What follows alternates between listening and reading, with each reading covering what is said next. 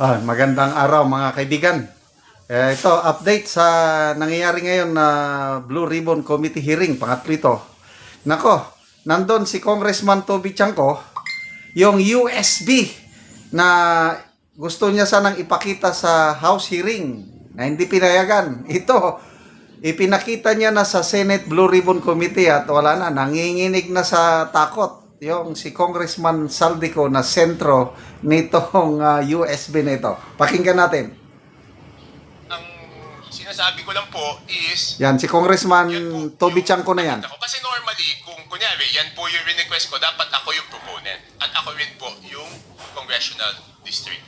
So pag magkaiba, magtataka kayo bakit eh. Chair, baka may dadagdag si Gov. Dahil puro window na po naman. Yan nga po, may I take advantage of your presence, Gov. Total, nababanggit naman po ang inyong probinsya. Siguro po, makapagsalita kayo sang-ayon po dun sa revelations po ni Representative Toby. Nag-request po ako kay Gov. Tapusin ko lang, mabilis na lang to eh. Okay. Yes. So makikita ko po, yung Ako Bicol, yan po, ang BICAM is 2,295,000,000. Next slide. Yan. Next slide. Yan. Ang Ako Bicol, ang ano po niya, ang napunta po sa BICAM pa lang is 2,295,000,000. Again, hindi ko alam yung small committee. And then yung BHW po, ang total is 2,064,000,000. At ito po, Your Honor, buti na lang naagapan to kasi po, hanggang ngayon, hindi po rini-release yan.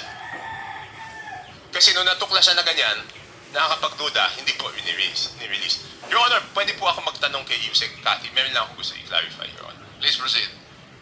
Yusek, di ba ginagawa ito short of award, di ba po? Yes, sir.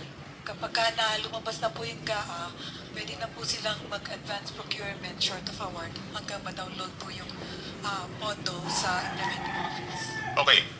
Yusek Cathy, kung yan po ay short of award, ibig sabihin meron na yung lowest calculated bid. Tama po?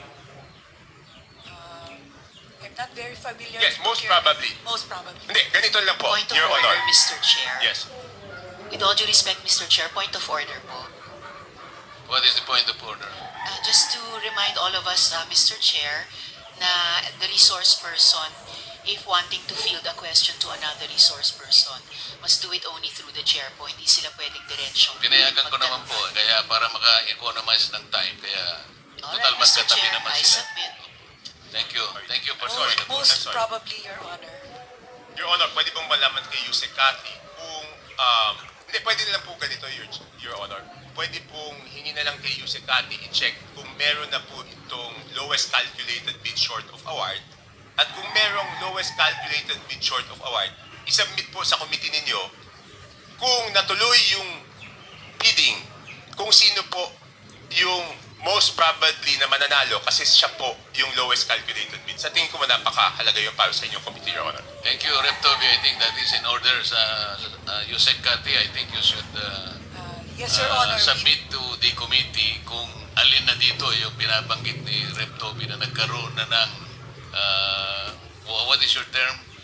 Bidding short of award. Bidding short of award. Para malaman po natin at mabantayan na. Can you do that, Yusek Cathy? Yes, Your Honor. We will Delikado direct all talaga the dito si officers, Congressman whether it's Saldico. regional Itong office mga or nabubulgar executive dito. office to submit all the bidding documents of these projects that are bidded out short of award, Your Honor. Thank you. Thank you for your cooperation. Your Honor, ang request ko po, kung pwede, kung papayagan po ng committee, bibigyan ko po si Yusek Cathy nito para ilagay na niya. Hindi naman po kailangan po siguro ng committee, Your Honor, yung buong records. Kailangan lang ilagay kung sino yung posibleng mananalo kung natuloy po. Yes, I think that is in order. Kung pwedeng maibigay nyo na rin ang kopya kay Secretary Yusek Cathy. Yes, Your Honor. Thank you, Your Honor. That's all. Chair, pwedeng umirit. Yes, Senator Ivy. Maraming salamat, Chair. Palibasa natututo tayo ng wika ng Kongreso. May sagasa pala, may parking pala. Sagasa. Ano naman yung allocable at non-allocable? Lagi ko naririnig sa Kongreso, hindi ko maintindihan. To whom are you directing the question, Senator Kung Ivy? maaari kay Congressman Toby kasi naririnig ko kung meron sila allocable, yung non-allocable wala sila. Paano ba yun? Your Honor, hindi ko po alam yung allocable at non-allocable kasi importante lang pag lumabas po yung NEP, ang titingnan ko po lang po doon is yung total NEP. Hindi ko na po tinitingnan ko ano po yung allocable tsaka non-allocable. Baka po si Yusek Kati po ang nakakaalam, Your Honor. Yes, Mr. Chair, mukhang alam ni Yusek Kati. Your Honor, Mr. Chair, let me explain. Yung non-allocable, yun po yung hindi naman part ng district allocation. Ito po yung mga big ticket projects like foreign assistance na hindi naman po bumababa sa district maintenance fund, equipment fund, preliminary district engineering fund, right-of-way fund. Yun pong district allocable, yun po yung based on a parametric formula that the Secretary Bonoan has instructed to prepare at least to determine more or less ano po yung ceiling ng budget kada distrito, Your Honor, Mr. Chair. So, sa pagtingin ng district, halimbawa yung district engineer, yung sinasabing allocable, yung kanya na ibibid. Tama po, ba Your yun? Tapos yung non-allocable, madalas napupunta sa region o di kaya sa central office. Ganun ba yun? Your Honor, most probably, Your Honor, yes. Hindi po part ng district office yung non-allocable. Okay, thank you. Rep. Toby, siguro doon sa parada at saka sa gasa, doon sa parada malaman natin magkano yung parking fee siguro para sa kaalaman din ng committee. Doon sa sagasa, ano kaya yung ginamit na pang sagasa? Pison kaya o train o kung paano? Kasi kailangan malaman din natin. Your Honor, hindi po ako sumasama sa mga usapang parking, so hindi ko po... Opo, alam po namin yun. Baka lang hindi po ako po sa pagsisiyasat ninyo ay makatulong naman kung ilan yung mga parking fees po. Sinusuri na rin po ito, kaugnay din ng pagtukoy natin sa maanumalyang mga flood control projects. Your Honor, pasensya na po. It's baka third-hand information, chismis eh. So, ayoko naman magsabi ng chismis kung hindi naman yung mismong naparadahan ang magsasabi sa akin na siya'y naparadahan. Salamat po. Mr. Chair, may tatanong lang ako doon sa bid short of award kasi nalilito ako. Ang pagkaalam ko po kasi, only projects that are included in the NEP can undergo Okay, isummarize ko yung malaking pasabog ni Congressman Toby Chanco. Sa Mindoro, biglang lumobo ang budget. Nasabi ni Congressman Toby Chanco, hindi yon umabot ata ng 17 to 20 billion paglobo ng flood control budget ng Mindoro. Hindi daw yun kagagawa ng mga regular congressman, kagaya na yung congressman na Panaligan, sino pa yung bangka. Hindi nila iba daw ang gumawa. At lumalabas kanina, may mga insertion si Congressman Saldico, flood control projects niya sa Mindoro. Kaya yung contractor doon sa Nauhan, Oriental Mindoro, Sunwest, yung kumpanya na connected sa kanyang pamilya. So, yan po ang kaganapan sa Senate Blue Ribbon Committee hearing. Salamat kay Congressman Toby Chanco na ilabas na po yung USB. Wala na, kabado na.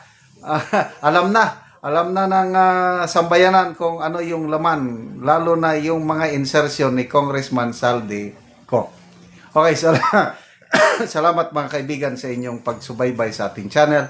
Nakakatulong kayo ng malaki sa tribong Talandig ng Bukidnon dahil ang sweldo natin sa channel ito pantulong sa tribo. Namimigay tayo ng livelihood assistance sa kanila, nagpapatanim ng saging lakatan at Arabica coffee. Panoorin nyo ang video na ito. Sa area sa ni Manoy Ricky ang yang itamnan og kape. So gitabangan siya ni Manoy Boy sa pag-abono og mag-spray. So akong bisit. Abono sa kape ni Ricky, gitabangan nako siya og pag-abono.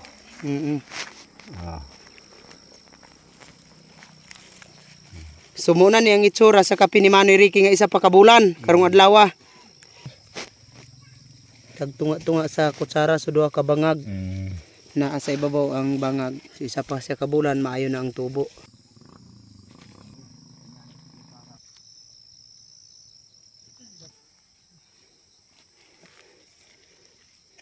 O kami nga nananom og kape 26 na may kapamilya. O ang among tanom mga kape 12,105 na kasidling. So tag 25 pesos ang kada usa. Dako-dako na gid ang among napalit sa kape. Karon nindot na gid kayo ang tubo sa among mga kape.